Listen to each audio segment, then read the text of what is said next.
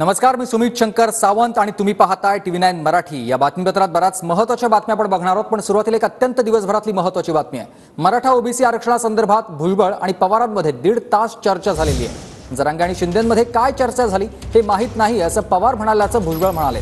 अगोदर काय चर्चा झाली हे माहित नसल्यानं सर्वपक्षीय बैठकीला आलो नाही असं पवार म्हणाल्याचं भुजबळांनी सांगितलंय। शरद पवार 2 दिवसात स्वतः मुख्यमंत्र्यांशी चर्चा करणार आहेत असं देखील भुजबळ म्हणाले।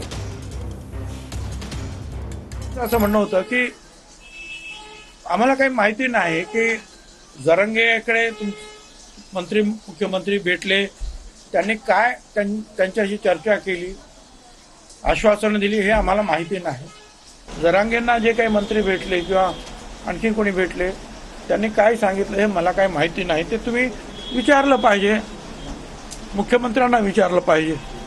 आम्ही मंत्री झालो, मुख्यमंत्री झालो म्हणजे आम्हाला सगळ्याचा अभ्यास आहे असं समजायचं कारण नाही। त्यामुळे तुम्ही आता याच्यामध्ये पुढाकार घेतला पाहिजे। ते म्हणाले बरोबर आहे, पण आम्ही आलो नाही कारण आम्हाला काही माहीतच नाही की तुमची काय अगोदर चर्चा झाली। ते म्हणाले की असं करतो, मी या 1-2 दिवसात मी स्वतः मुख्यमंत्री शिंदे यांच्याशी बोलतो आणि आम्ही 2-4 लोक जे आहेत, जे आम्हाला पाहिजे आहेत,